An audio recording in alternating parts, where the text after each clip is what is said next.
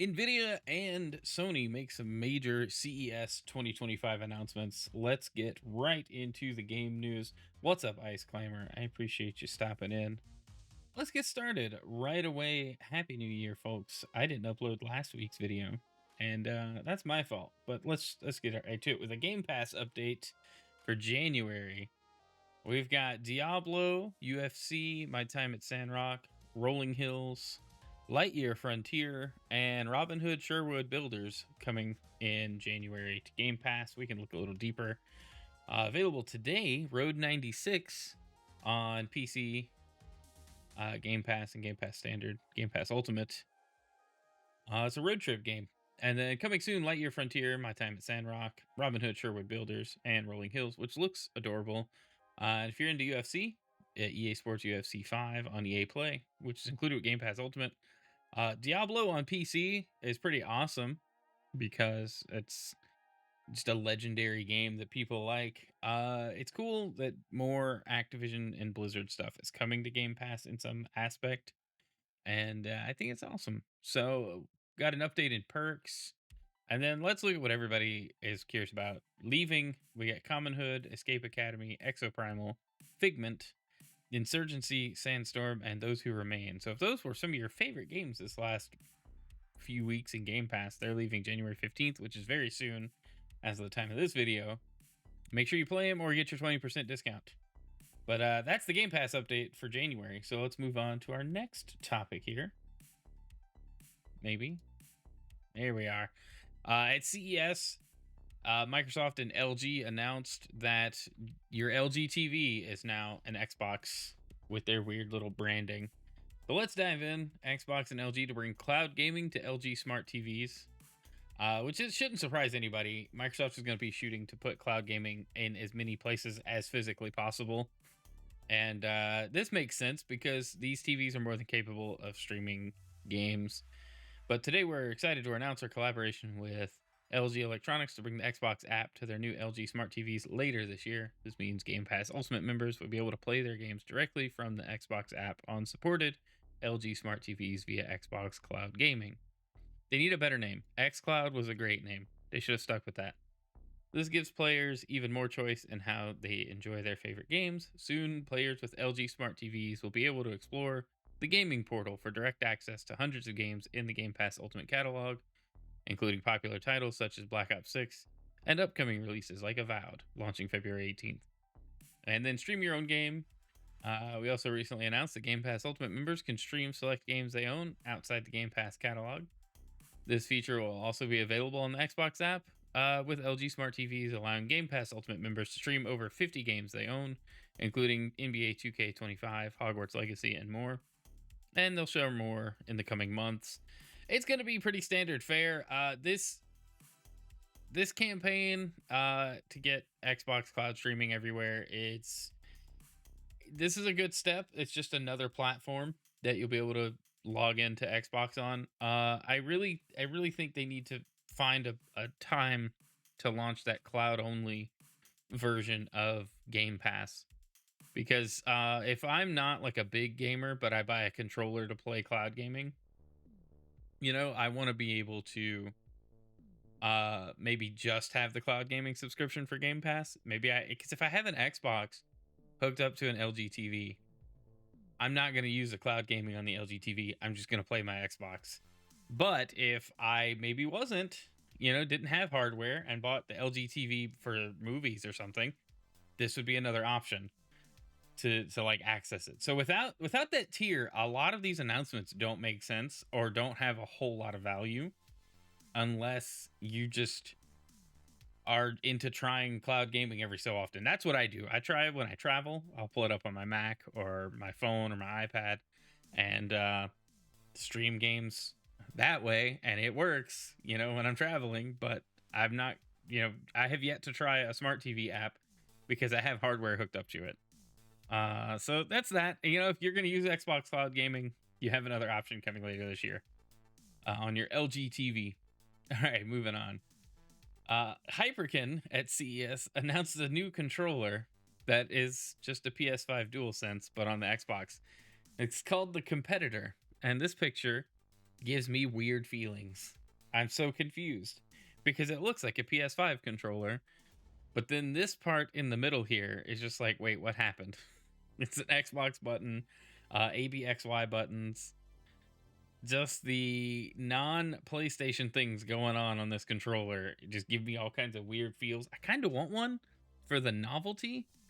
I will say, as much as I love the Xbox controller in its current iteration on the Series S and X, the DualSense controller is very comfortable. It's not my favorite in terms of like shooters and stuff, but it's a very comfortable controller. I like the way the buttons feel. Sony really made a good, solid controller, aside from the stick drift issues, of course. But Xbox is also plagued by that, so we really shouldn't be surprised. This thing has Hall effect sticks in it. Unfortunately, I think it's wired only. We can read the article real quick. It's very short. Hyperkin unveiled a new Xbox controller called the Competitor. The twist with this officially licensed third-party peripheral is that the competitor's stick placement and general design looks a lot like that of the DualSense, the PlayStation 5's controller. The Xbox wireless controller typically features offset control sticks, a hybrid D-pad, and face buttons where the letters on each button are colored. Hyperkin's new controller radically changes the stick placement and D-pad to match what the DualSense offers. Both control sticks are now located next to each other on the bottom part of the controller, while the D-pad is moved to the upper left side of the controller in each direction is an individual button. Pretty obvious. On top of that, the controller is mostly white and its face buttons are clear, just like the DualSense. Hyperkin even added a mute button, which the DualSense has, but the Xbox wireless controller doesn't.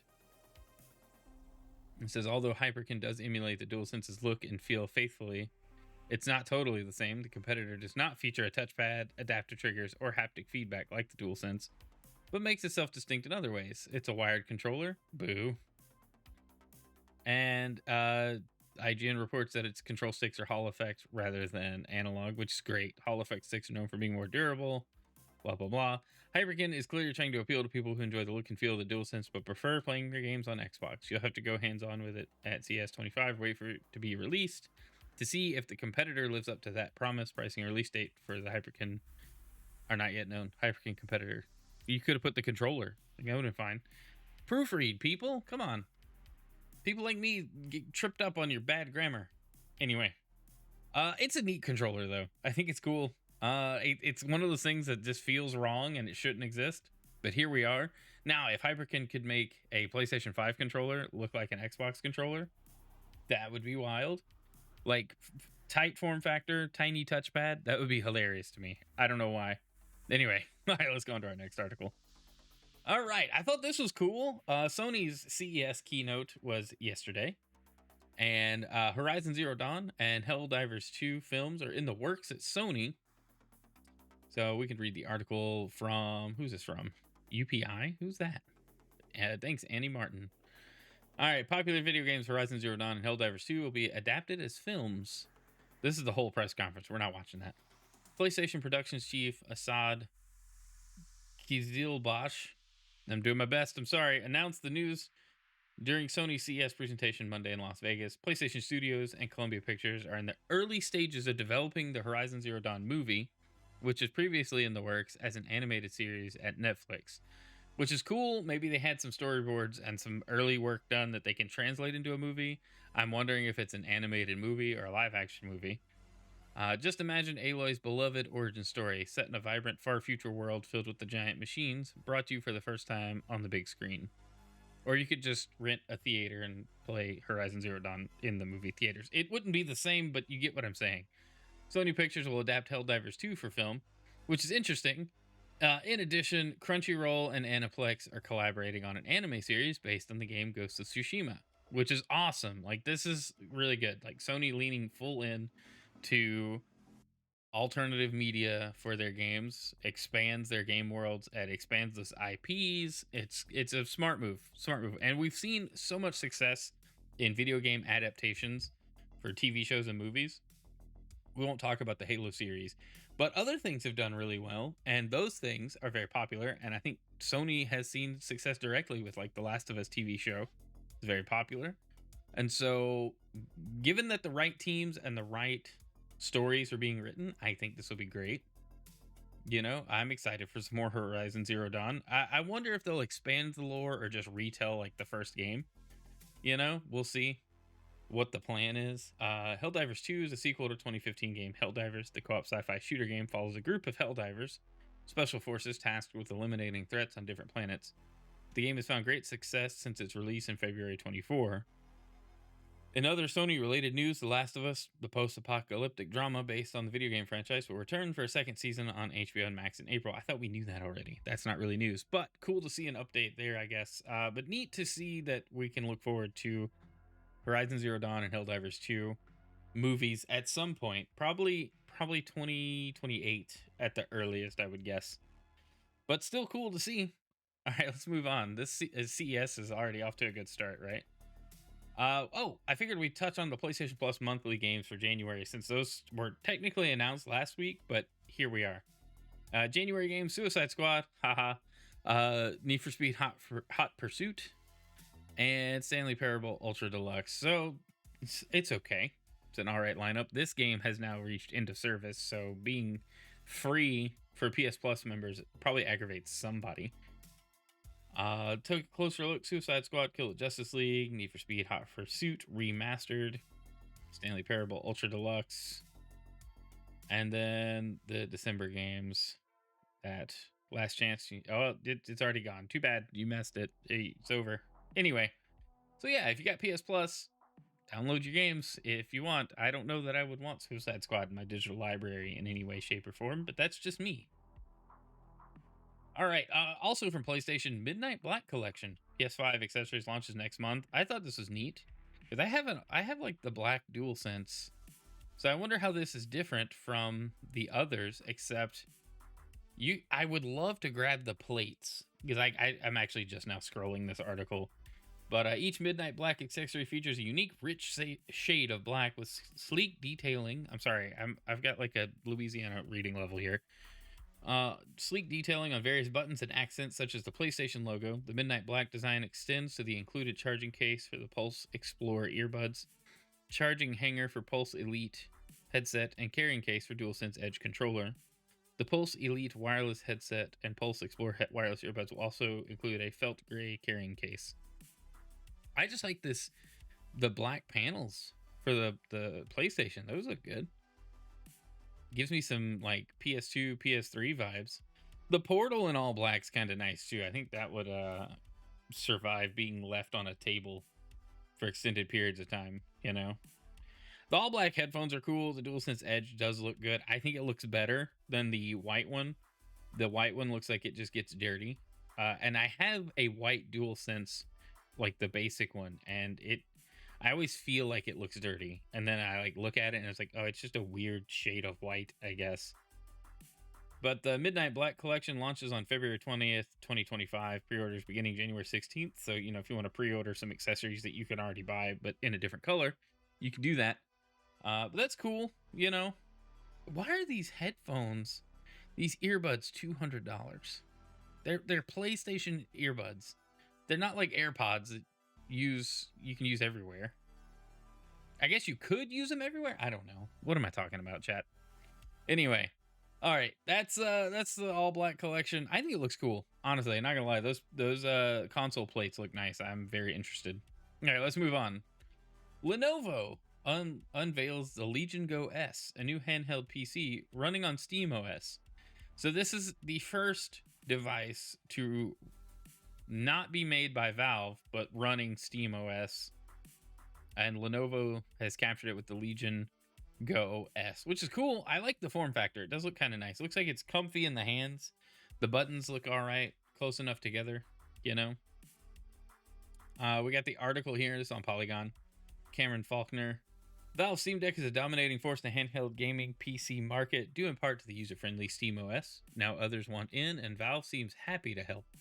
At CES 2025, Lenovo announced a brand new handheld PC, the Legion Go S, and it runs Valve's premier operating system. The Go S has SteamOS pre-installed, features an 8-inch screen with variable refresh rate, Hall effect joysticks, adjustable trigger switches, and other alluring traits not found in any model of the Steam Deck.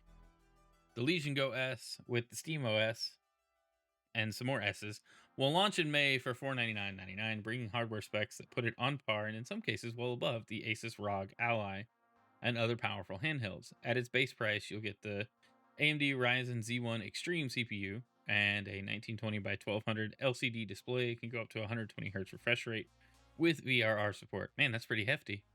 But for 500 bucks, yeah, you should expect such performance. Meaning the screen's refresh rate will sync with the frame rate, so it won't exhibit screen tearing. It'll come with a micro SD card slot, two USB 4 Type C ports, up to 65-watt charging speed, and a headphone jack. And in terms of additional storage, it supports either M.2 PCIe 2242 or 2280 size SSDs. There will be a $600 version, also running SteamOS, that will contain the Ryzen Z2 Go processor, a new CPU that's exclusive to Lenovo, according to a press release. 16 gigs of RAM and a 1 terabyte SSD. They didn't mention the RAM here or the well, it is what it is. Instead of trying to build something wildly different than the Steam Deck, Lenovo clearly borrowed a couple of ideas from Valve for Legion Go S, then iterated with hardware features many players will adore. For instance, there's only one set of programmable back paddles around the grips, but you can adjust the throw of the triggers to travel their full distance or to be shorter like a mouse click. There are no touch pads, as Lenovo opted for the Xbox style arrangement of sticks, D-pad, and face buttons. I can appreciate that, just to be honest. Nothing wrong with that. It's got a fingerprint sensor just below the right analog stick in case you want to lock your system down. For those who'd rather have Windows 11, Lenovo's got you covered with a version of the Legion Go S that's coming out this month. The $729.99 version will be featuring the faster Ryzen Zen 2 Go, 32 gigs of RAM, and a 1 terabyte SSD. And it will ship first, followed by a $600 configuration made that has the Z2 Go, 16 gigs of RAM, 1 terabyte of storage. That's kind of weird the way they worded that. They just kind of trailed off with the article, but it's cool hardware nonetheless. I've been kind of tempted to jump into the handheld PC market, if only to be able to dock it and use it as like a switch in my office, and so like I could stream PC games without having to like have my PC running live stream stuff and games on one PC. It'd essentially be a dual PC setup if you're familiar with game streaming. Anyway, I like the hardware though. I think that's cool, and it's cool to see SteamOS getting put on other like big manufacturer platforms. Super cool. Hopefully Valve can push SteamOS into some more desktop grade devices, and then we'll truly see like Linux support for Steam games take off. Hopefully. Anyway, let's move on to our next article. Here we are, the main event here. NVIDIA GeForce RTX 5090 is finally here, CES 2025. Now, after weeks of leaks and speculation and price information, the 5090, the 5000 series of the NVIDIA cards has been revealed. I got the IGN article right here. After months of waiting, NVIDIA has finally announced its new line of graphics cards, led by the NVIDIA GeForce RTX 5090 at CES 2025. And while there are only a couple graphics cards at the Las Vegas Tech Show, the rest of the lineup should filter out over the next few months. The star of the show, obviously, the 5090, succeeding the massively powerful RTX 4090. And even if you can't fork over the cash for the 5090, you can grab the RTX 5070, which allegedly provides RTX 4090 performance for $549, which is insane if you just bought a 4070 or a 4080 this year. But NVIDIA always, every company does it. They inflate their specs, they misrepresent them a little bit, but they're not technically wrong. It's that kind of thing. So NVIDIA GeForce RTX 5090 will come out January 30th for a whopping $1,999. $2,000 for a GPU. The RTX 5090 will be accompanied by the RTX 5080 for $1,000. The RTX 5070 Ti for $750, and the RTX 5070 for $550. Not terrible. This 5070 is going to sell like crazy and be hard to get. The 5090 will also be hard to get, but that's because it will sell out because retailers are only going to buy a few units. They're not going to sell out as quickly as they think they will, I guess. I don't know. People aren't going to be dropping that kind of cash this year. Maybe it's tax season's coming up. Maybe we'll all be relieved. Who knows? All right, so they go on to talk about the specs and build. We all kind of knew graphics card was on the way. The RTX 4000 series graphics card had one of the longest runs in a while. Usually, new graphics cards roll out on a roughly 2-year cycle and coming out every other fall. However, NVIDIA totally missed that mark, as did AMD, and delivered its cards about 4 months later than I would expect. You know what? I'm glad we knew the new hardware was coming. I'm glad existing hardware gets to live a little bit longer thanks to the delayed launch of these guys. Likely a big part of what came down to the competition or lack thereof.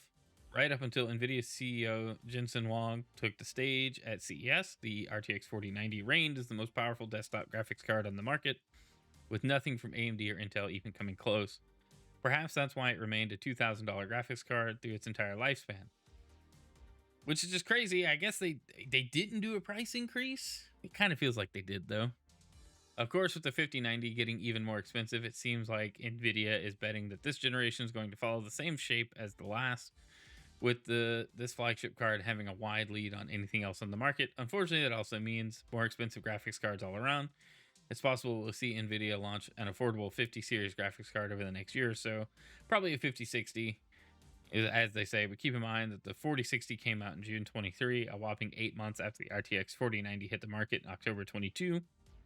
Either way, games like Indiana Jones: A Great Circle adopting high-end tech like full ray tracing, a graphics card like the 5090 is going to go a long way to making sure your gaming PC is up to snuff for years to come, or at least until the next NVIDIA graphics card comes out.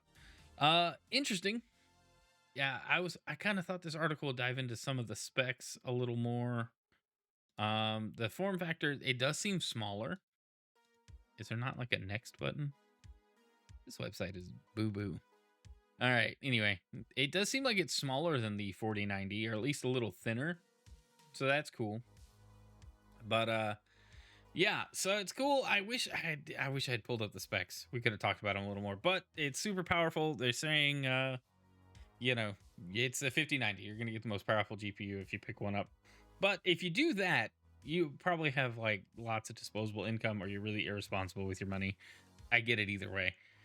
But yeah, super cool. I'm excited to see kind of what these cards can do in real world performance tests, and what's next for NVIDIA as far as software goes, because this hardware is great and all, but the NVIDIA software kind of drives it with DLSS and all their other proprietary tech that runs on the cards to make image generation even better and make your games look good and run smoothly. All right, let's move on to our last topic, which is just a little bonus thing I found. I thought was really neat and figured we could watch it. We needed a trailer to watch. So Kuro Quest 64 is a new N64 style platformer from veteran Mario and Zelda modders. That is neat. It's being crowdfunded on Kickstarter, and I figured we'd just jump into the trailer. Just have a good time with it. Hopefully. But I thought this looked cool. I love a good platformer. Astrobot's been a lot of fun. I like the visuals on this too. It's like retro modern.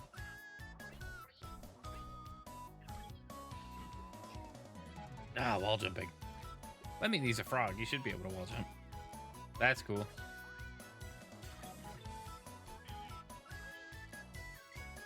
This looks awesome.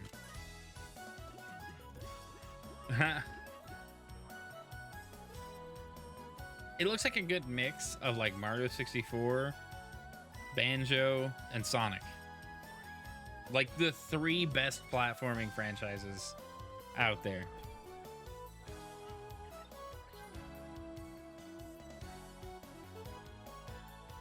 Also, I'm digging the music in the trailer. That's super cool. Demo available now. We'll have to check that out on stream probably. I like that. All right, cool. All right, well, that does it for this week's game news. Thanks for checking out the stream with me. If you're watching this after the fact on YouTube, let me know what you think of any of these topics down below. Are you getting a 5090? Are you buying a 5000 series graphics card?